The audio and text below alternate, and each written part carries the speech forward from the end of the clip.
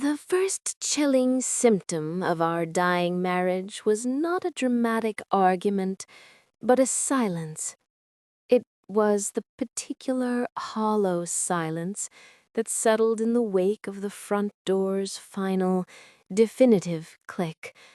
My husband, Thomas, had departed for another day commanding his corporate empire, his tie a perfect constricting knot, his jaw set in its familiar, impassive granite. He left without a goodbye kiss, without even a glance back.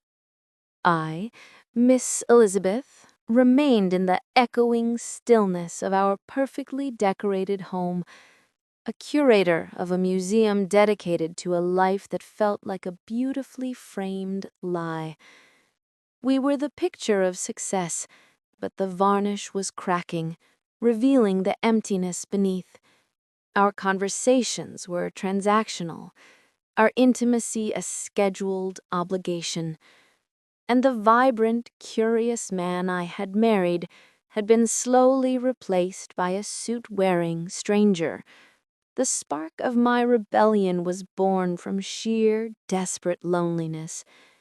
It was during a late-night dive into the deeper, more philosophical corners of the internet that I found it, a community discussing feminine guidance and sissification.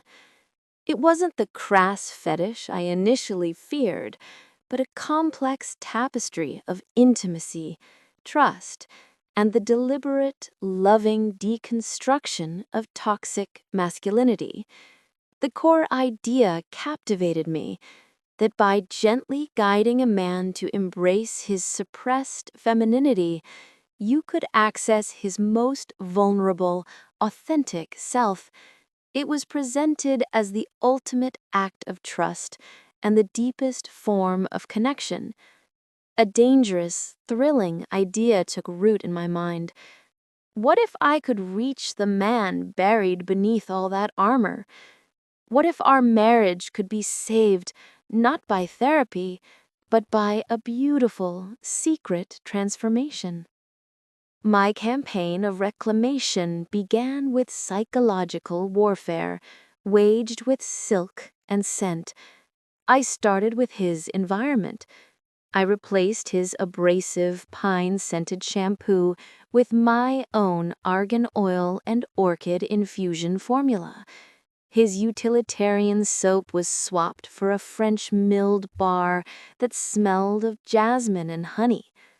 I began laundering all his clothes, even his stiff business shirts, with my delicate, floral-scented detergent and fabric softener. The first time he noticed, he held a dress shirt to his nose, his brow furrowed in confusion. "It smells different," he said, his voice neutral, but he didn't object. His passive acceptance was a crack in the dam, and I was ready to unleash the flood. The true turning point was the proposal. I planned it for a Friday, a night usually reserved for exhausted silence in front of the television. I wore my most alluring lingerie beneath a silk robe. "Thomas," I began, my voice a low, confident purr that made him look up from his phone. "I've been thinking, we've become so predictable. I have a new game for us, a role reversal evening. Tonight, you will be my beautiful wife, and I will be your adoring partner. Your only job is to feel pretty and be pampered." His reaction was a fascinating study in internal conflict, shock, then a flicker of indignation, which then melted into a deep, curious blush. He stammered, "Elizabeth, that's absurd." But his eyes, those windows to a soul I hadn't seen in years, held a glimmer of something else, a spark of intrigue, of latent desire. I whispered, taking his hand. It's just a game, and all games have rules. My first rule is that you say yes. Leading him to our bedroom, I revealed the outfit I had carefully curated for him. A pair of sheer, fully fashioned stockings with a delicate lace top, a silk chemise the color of champagne, and a flowing floral print wrap skirt that felt like liquid against the skin. My hands were steady as I undressed him, piece by piece, dismantling the corporate soldier. I watched, mesmerized, as his large, familiar hands, accustomed to gripping a steering wheel and signing contracts, trembled as they traced the lace on the stockings. When he stood fully dressed, the skirt swaying around his knees, he looked into the full-length mirror and gasped, "My God, Elizabeth, I look ridiculous." But he didn't look away. He stared, captivated by the stranger in the glass. "You look beautiful," I corrected, my voice firm yet loving. "Now sit." I sat him before my vanity, a hollowed space he had never encroached upon. I meticulously applied a light foundation to even his skin tone, a touch of brown eyeliner to define his eyes, and a coat of mascara that made his lashes I had forgotten were so long, look incredible. Finally, I smoothed a glossy rose-tinted balm on his lips.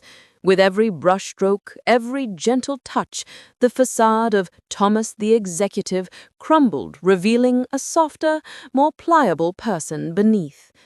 That evening was pure magic. We drank Prosecco instead of whiskey. He sat with his legs crossed at the knee, a conscious, graceful movement I had never seen him make, and he talked. He spoke of the immense, crushing weight of being the provider, the decision-maker, the rock.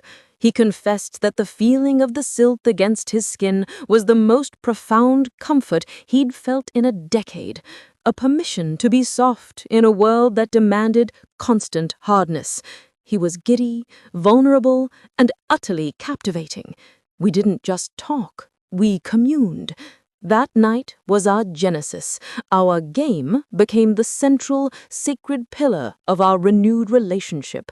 I became his mistress, not in a harsh dominatrix sense, but as a loving guide. I purchased a large locking vanity case that became her wardrobe.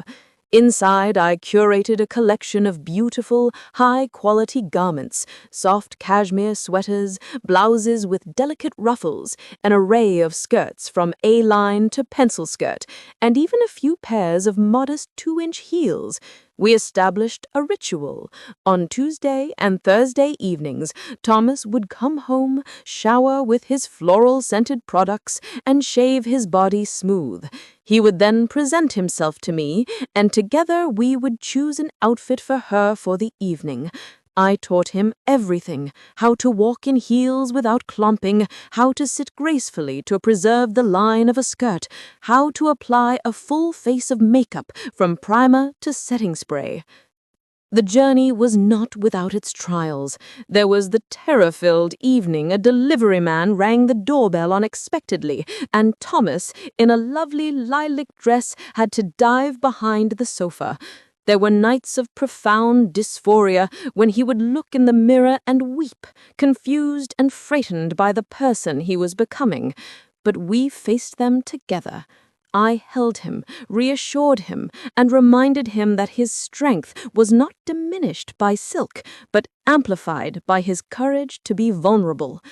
Our communication became so raw, so honest, it was like we were speaking a new, more truthful language. Now, as I write this final entry, the scene before me is one of profound, hard-won peace. The man I call my husband is curled on the chaise lounge, his posture naturally elegant. He's wearing a delicate black lace teddy under a sheer midnight blue robe. His legs, kept perpetually smooth, are tucked beneath him. His focus is on his tablet, his fingers tipped with a perfect glossy manicure in a shade called Barely Blush, tapping softly on the screen. The connection between us is a tangible, warm energy that fills the room. We did not salvage our old marriage. We incinerated it and built a palace from its ashes. We learned that true love is not about fitting into society's constricting boxes, but about having the boundless courage to unpack one's soul, no matter how many beautiful, unexpected treasures you find inside. His feminization was not the loss of a husband, but the glorious discovery of my whole, complete partner. This is the story of our rebirth. Miss Elizabeth signing off.